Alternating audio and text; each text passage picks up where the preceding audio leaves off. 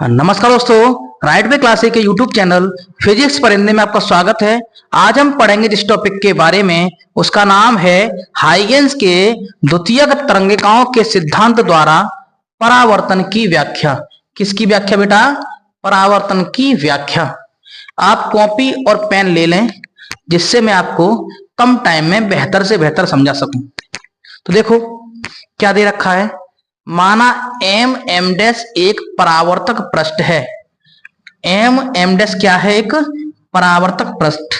आपको डायग्राम बनाना है, किस तरह से देखते चलें। माना एम और एम डैश एक परावर्तक पृष्ठ है। बेटा परावर्तक पृष्ठ किसे कहते हैं? जिसकी अगर एक साइड पॉलिश कर दी जाए और दूसरी साइड प्रकाश किरण टकराकर वापस लौट जाए तो उसे बोलते हैं परावर्तक पृष्ठ। जैसे देखो मैंने इस साइड पॉलिश कर रखी है, तो दूसरी जो साइड होगी वो किस तरह की होगी? परावर्तक पृष्ठ कहलाएगा। दूसरी साइड क्या कहलाएगी? परावर्तक पृष्ठ। क्लियर हुआ? आगे देखेंगे। जिस पर समतल तरंगाग्र ए बी तिरछा आपतित होता है। किस पर? एम डैश पर एक समतल तरंगाग्र तिरछा आपतित होता है। कैसा आपतित होता है बेटा? तिरछा आपतित होता है। कैसा तरंगाग्र? समतल तरंगाग्र। इसका नाम है ए और बी। देखो क्या बोला है, जिस पर समतल तरंगाग्र ए बी तिरछा आपतित होता है। ये समतल तरंगाग्र क्या है? A B. अब ध्यान से सुनना, ये समतल तरंगाग्र जब आगे बढ़ेगा, बढ़ता जाएगा बढ़ता जाएगा बढ़ता जाएगा, तो ए जो है वो इस पॉइंट पे होगी। ध्यान से समझना, इस वाले पॉइंट पे। और बी जो होगी वो इस पॉइंट पे होगी। यहां तक क्लियर हुआ? क्योंकि वो कह रहा है जिस पर समतल तरंगाग्र ए बी तिरछा आपतित होता है। आपतित यानी पड़ता है।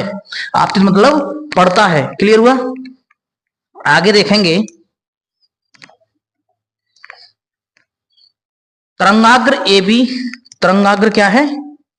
ए बी को आगे बढ़ाने पर, तरंगाग्र ए बी को आगे बढ़ाने पर जितने समय में ए डैश पर पहुंचता है, उतने ही समय में बी कहां पहुंच जाता है?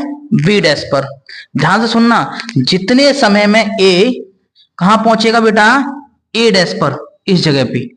ए को पहुंचने में, ए को ए डैश पहुंचने में उतना ही समय लगता है जितना कि बी को बी डैश पहुंचने में लगता है।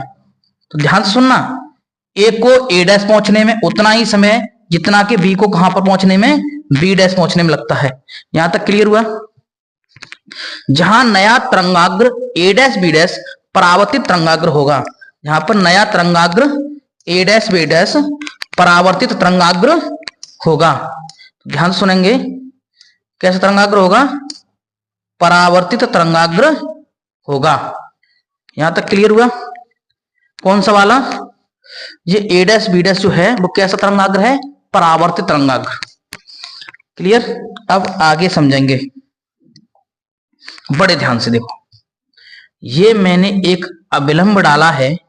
एन और एन डैश क्या है? एक अभिलंब। यहां भी एन और एन डैश क्या है? एक अभिलंब। ध्यान से सुनना, ठीक है? और आपतित किरण और अभिलंब के बीच बना कोण होता है आई। आपने पढ़ा होगा परावर्तन के नियम में, ठीक? अब ध्यान से सुनना, इस जगह से लेकर, लाइन चेंज करूं अब देख पाओ।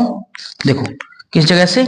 इस जगह से लेकर ये जब 90 है, देख पा रहे हो? जब ये आई है तो यह क्या हो जाएगा? 90 माइनस आई।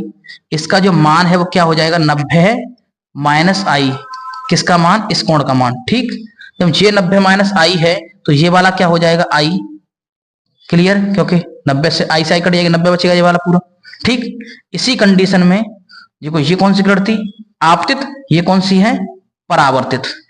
तो परावर्तित किरण और अभिलंब के बीच बना कोण होता है आर। जब ये आर, ये 90 माइनस आर, तो ये भी क्या हो जाएगा? आर। हाँ या ना? और ये वाला क्या हो जाएगा? 90 माइनस आर। जहां भी समझ में ना आए तो मुझे बता देना एक बार, ठीक है? क्लियर हुआ यहां तक डायग्राम? आप एक बार स्क्रीनशॉट ले लो, इसका ले लो। ले लिया? तो अब इसको आगे करेंगे। तो मैं इसको रफ करूंगा, इस डायग्राम को थोड़ा सा। अब देखते चले क्या कर रहा हूं मैं। कुछ चीजें इसमें रफ करने वाली हैं क्योंकि फिर समझने में दिक्कत होगी आपको, ठीक है? देखो अब मैं बना दे रहा हूं यहाँ पे क्या थी, बी, यहाँ एन, यहाँ पे आई जिसकी जरूरत है, ठीक है, यहाँ भी आर आई, यहाँ एन, यहाँ आर, और यहाँ भी क्या है, आर, ठीक, जिसकी मुझे जरूरत है, इतने की जरूरत है। अब देखेंगे आगे क्या करेंगे हम लोग। सबसे पहले एक सूत्र पढ़ा होगा आपने, दूरी बराबर क्या सूत्र पढ़ा है बेटा, दूरी बराबर चाल गुणा समय। दूरी बराबर क्या होता है बेटा, चाल गुणा समय। तो देखना दूरी कौन कौन सी दूरी निकालनी है बेटा मुझे, ए से ए डैश जाने में और बी से बी डैश जाने में, यही तो है। चाल कितनी थी v, समय कितना था t, चाल कितनी थी v, समय कितना था t। इक्वेशन फर्स्ट और इक्वेशन सेकंड। यहां तक किसी को कोई दिक्कत हो तो बताना किस तरह से। देखो डायग्राम में, ए को ए डैश जाने में, ए को कहां पे जाने में, ए डैश जाने में उतना ही समय लगता था जितना कि बी को कहां पे जाने में, बी डैश जाने में लगता था। बी डैश कहां पे है, इस जगह पे। क्लियर। तो हम जानते हैं माध्यम में प्रकाश की चाल क्या है बेटा, v। माध्यम में प्रकाश की चाल क्या है, v, और समय लग रहा है t, तो v इंटू में t, इस तरह से लिखा है मैंने। देखो v इंटू टी किस तरह से लिखा है, v इंटू टी। क्लियर। अब मैं क्या करूंगा, त्रिभुज कौन सा लूंगा, देखो ध्यान से, a b और b डैश, ये वाला देख पा रहे हो, ये बना भी दे रहा हूं बोर्ड पे, कौन सा लिया है मैंने, a b और b डैश में। देखते चला साथ साथ, त्रिभुज ए बी और बी डैश में मुझे क्या निकालना है बेटा, देखते चलना। इसमें निकलेगा क्या, इसमें निकलेगी साइन आई, क्योंकि ये आई है। क्लियर। तो इसमें आई निकालूंगा मैं, क्या निकालूंगा, साइन आई का मान। तो देखो जब मैं साइन आई निकालूंगा तो आप देखते चलें क्या लंब है क्या आधार है इसमें। देखो ये क्या है, लंब, और ये क्या है, आधार, ये है कर्ण। तो बी बी डैश बट्टे क्या हो जाएगा बेटा, देखते चलना साथ साथ, इसमें हो जाएगा बी बी डैश बट्टे में, बी बी डैश बट्टे में ए बी डैश। अब इसमें से निकालूंगा मैं B B dash, B B dash निकालने में क्या हो जाएगा, A B dash sine i, और इक्वेशन थर्ड। हाँ तक क्लियर। अब क्या करूंगा मैं बेटा, अब निकालूंगा मैं आर का मान। आर देख लो कैसे निकलेगा, आर निकलेगा ए और ए डैश और बी डैश में, इस जगह पे आर निकलेगी यहां से, देख पा रहे हो आर कहां से निकलेगी, यहां से। तो ए डैश और बी डैश में आर क्या निकालूंगा मैं, त्रिभुज, समकोण त्रिभुज कहां से, ए डैश और बी डैश में,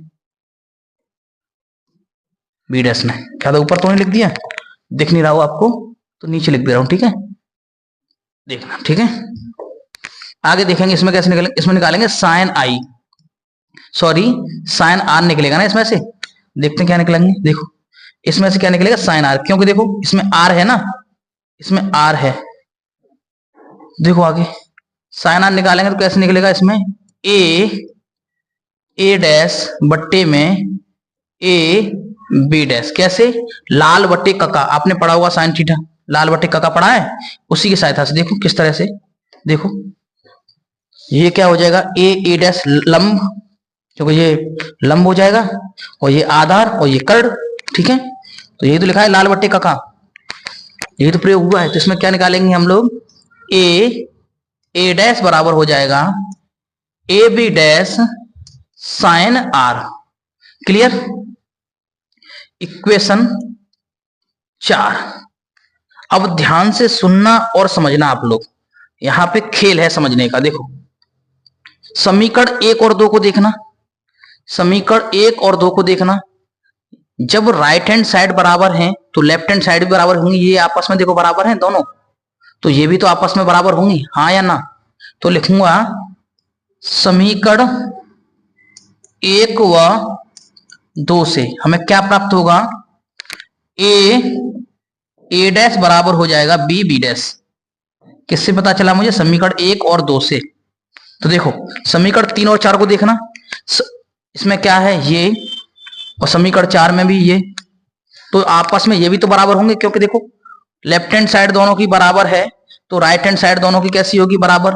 तो इसको लिखूंगा समीकरण किससे, यहीं पे लिख दूं, समीकरण 3 व 4 से, समीकरण 3 व 4 से क्या निकलेगा, देखो a dash a B dash sorry sine i a B dash और साइन आर, क्योंकि देखो लेफ्ट हैंड साइड दोनों की बराबर है, बता चुका हूं मैं अभी, तो राइट हैंड साइड भी दोनों की कैसी होंगी, बराबर। तो देखो इससे ये कट जाएगा, साइन से साइन कट जाएगा, तो आपका रिजल्ट आएगा आई बराबर आर, आई बराबर आर। यही परावर्तन का नियम है, यही परावर्तन का नियम है बेटा, नियम है। एक बार स्क्रीनशॉट ले लो, फिर मैं समझाता हूं, ठीक है। ले लो स्क्रीनशॉट, ले लिया। तो देखो सबसे पहले मैंने क्या किया, समीकरण 1 बनाया और समीकरण 2 बनाया, और समीकरण 1 2 से मुझे यह प्राप्त हुआ कि ये आपस में जब पीछे वाली साइड यानी कि राइट हैंड साइड बराबर है तो लेफ्ट हैंड साइड भी बराबर होगी, इससे ये पता चला था मुझे। समीकरण 3 और 4 से क्या पता चला, देखो बी डैश है, ए डैश है, समीकरण 1 और 2 से बता चुका हूं ये आपस में बराबर हैं। अब ये आपस में बराबर है तो ये पीछे वाले भी आपस में बराबर होंगे, उनको मैं बराबर रख दिया और आपस में काट के आई बट्टे में आई बराबर आर आ गया। तो यही तो है परावर्तन का नियम, कितना आसान था। आशा करता हूं आपको मेरी वीडियो पसंद आई होगी, पसंद आई है तो लाइक करें, शेयर करें, सब्सक्राइब करें। मिलते हैं नई वीडियो में, तब तक के लिए जय हिंद, वंदे मातरम।